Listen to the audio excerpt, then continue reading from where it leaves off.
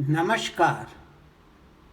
मेरे इस YouTube channel के आरंभ करते हुए मैं अपनी डिफरेंट एपिसोड्स में मैं अपने अनुभव और विचार प्रस्तुत करूंगा। यह भाषा के उन सब रूपों में कहे जाएंगे जिन्हें मैं जानता हूं।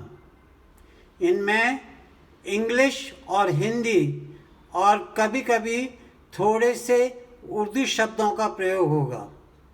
इनमें कविताएं, भजन, दोहे, संस्कृत से ट्रांसलेशंस, आख्यान यानी नरेटिव्स, लघु कहानियाँ और संस्मरण होंगे।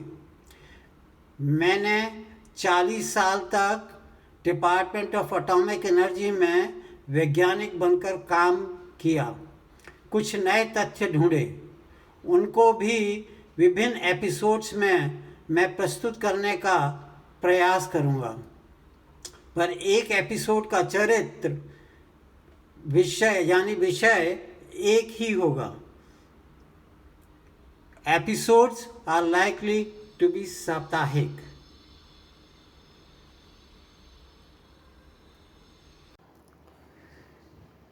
नमस्कार।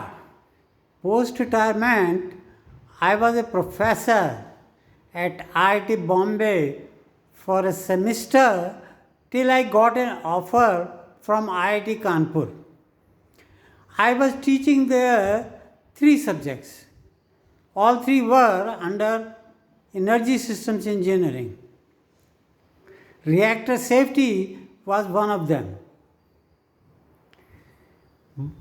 Once I was sitting with another professor who was also dealing with reactor engineering in IIT Bombay, and we were sitting at the Maggie canteen of IIT.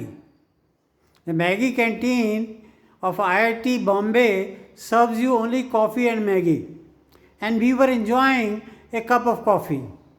And he was telling me that lately he had come across a research paper where he proves that assumption of uniform heat generation in the fuel pin of a nuclear thermal power water reactor for central line temperature estimation is conservative. He told about the paper that the author starts with a partial differential equation and makes several reasonable approximations, and over several pages of the article proves that the uniform heat generation assumption is conservative. I told him, actually conservative means that it will predict a higher temperature than what the actual it is. I told him that I have found a way by which you can prove the same without any approximations and mathematical equations. You don't need any partial differential equations, and it will take just about a page or maybe half an hour of reasoning it out. He did not say anything. But I could make out from his face that he was saying to himself, ये गुप्ता तो फेंक रहा है. This professor used to attend all my classes very regularly as an observer. I don't know what was the need. And in one of my classes on reactor safety, I was teaching the students the same part, the same proof, as it is a requirement normally of all regulatory boards who have a design safety code for nuclear power plant, that you have to prove that any assumption you make is conservative from safety point of view.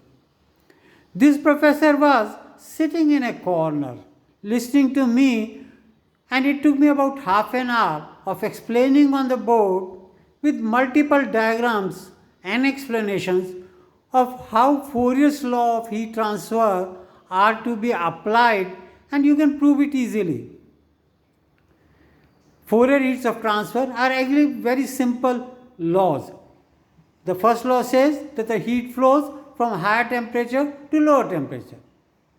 And the second law says the higher is the temperature difference, the more is the heat flow. It's very obvious.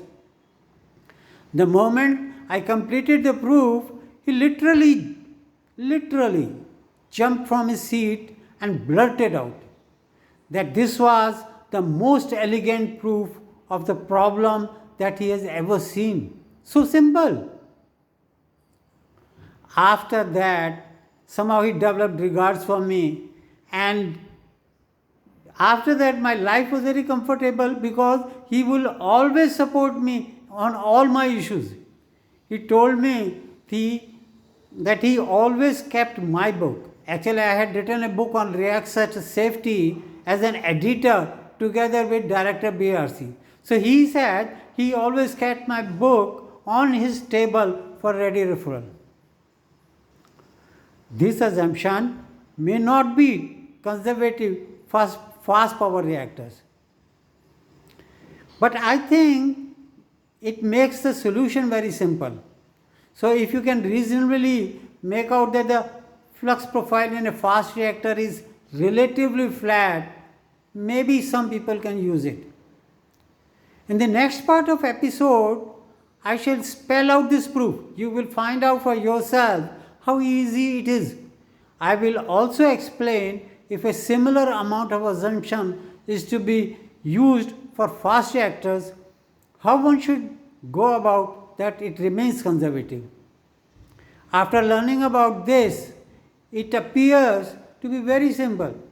I think everyone will be able to understand. You don't have to be a scientist for that. My request for all the 9 non-scientists is that if you understand it, kindly comment on it. So go to the next part of this episode 4. Thank you.